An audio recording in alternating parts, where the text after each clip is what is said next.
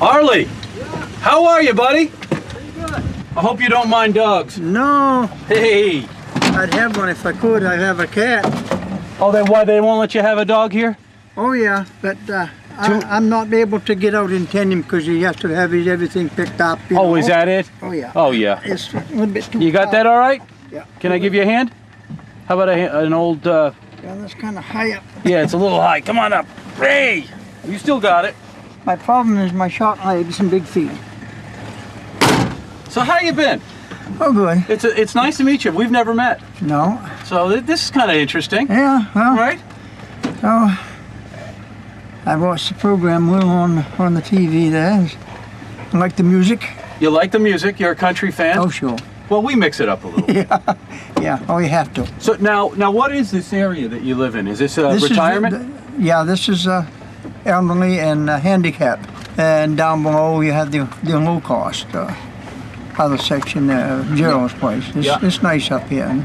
So what are the places like? Are they comfortable? You like your place? Oh yeah, it's all everything is taken care of, from the lawns mowed to the snow shoveling, and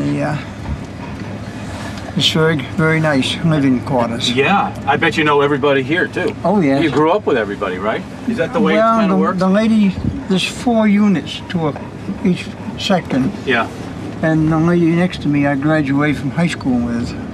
She would be Pauline Manchester, her maiden name. 5 or 6 here from the Kennebec area, which is much higher. And there's a lot in around the other areas that I someone says, if you live here all your life, and I said, no, not yet, but you know. Hey, you're working on it though, aren't you? I'm working on it. So where do we want to go? Let's go for a little drive.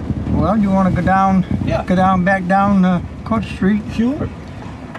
And we'll go across the dike and start from there at where I worked many years ago, and show you some of the places that just aren't here anymore. Gotcha. So what do you think of the town these days? Well, how's it compare to when you were growing up? It'll always be nice here, or I wouldn't have stayed here, but you don't have the businesses that used to be here, between the lumber and things like that. Yeah, right. The dairy. So this area you're saying was a lot busier when you were growing up? Oh yes. Yeah. It seemed to be. Yeah.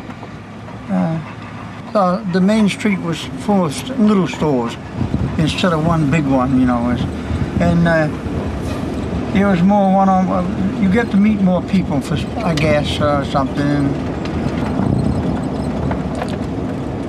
I'm not acquainted with this place here. That's the jail. I don't know too much about that. Was there always a jail here? Oh yes, it's the county seat. So even when you were growing up, it was. Oh yeah, always a jail in the courthouse. Sure. Never had the privilege, huh? No. Hey, maybe a little luck. I don't know. And this is the American Legion on your right. You spent a lot of time there?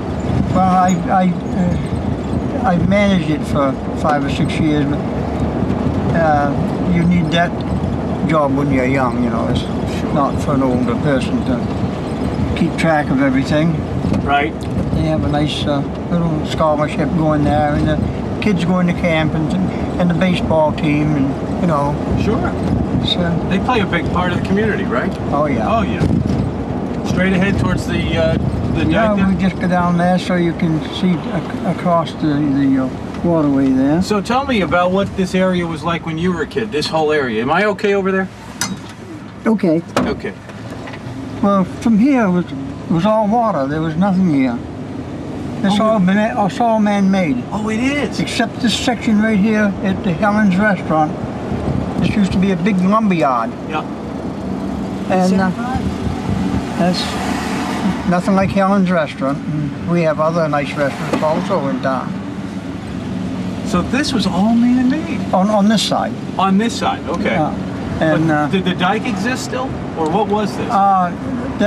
the road's always been here since I've been here, but before that, my boss had pictures of when there was no road here. There was a county road coming across Marshfield and coming up in back where the road was going straight ahead there. Yep. Yeah, you can stop right here if you want to, and that's the dairy up there on the hill. Oh yeah, is that where you worked? Yeah, I worked there for 25 years Is that as right? plant operator. Now, how many cows and did they Well, have? they only had, maybe 60 milk and probably 80 head altogether. Right. But we trucked in all of our milk. Washington County, there was in Washington County there was around 24 producers, little farms that we picked up the milk from, first by cans and then by tank truck. And they're making it into a bed and breakfast now? Yes, and actually most of the plant, the part that I worked in is already, it's being torn down. The end is gone up there now. And it got so in around 1985, things started to go to the point where you had to have a lot of volume to exist, due to the prices of the trucks themselves, and we needed the volume, and it wasn't here. When did it close? I think it closed after I got done there. I went out with heart trouble, and I think it closed around 1985. And this is a nice place which is only open summers. It's Joyce's Lobster House, which is, she passed on quite a few years ago, but her daughter, I don't know just who manages that now. You still eat a lot of lobster? Not like I was born not as a clam digger, but in the area I never could dig clams. Oh right, you're not a big seafood fan? Well, oh yes, my dad used to on the water all the time. Oh, okay. But he told me one time, he says, you better go in town and get yourself a job, you're going to starve to death down here. I just couldn't dig there. I see, your dad liked it though. Oh yeah. Yeah, sure. Yeah, he used to, I can remember when they used to dig them and bring them at the house and shock them out and put them in quart jars, or pint or quart jars, and come in town and peddle them. Really? Well, you can make more money that way. Clams at 35 cents a bushel. And they would put them in jars back then? And then we'd have our own jars, and you come back each week, you get your jar back and give them the other one. And this all used to be farmland on this whole area here. And who owned the all farm? Fields. Who owned it then? Julian Sharpie. He was he took over from his dad Nathan. One of the boys is still tanking milk out of Bangor. Is he really? Kenneth, yeah. And so do you miss the dairy business? oh, I wish I was right back there throwing those 40-quart cans around. You wish you were. I have a can at home now. I have to get somebody to help me move just the empty can. Oh boy, isn't that funny? Time goes on and this. Yeah, go ahead. This is a waterway here. It's the Middle River, and because it's kept being built up, and that the ships used to come right up in here. And this is the railroad station. I got on the train there to go in the Army.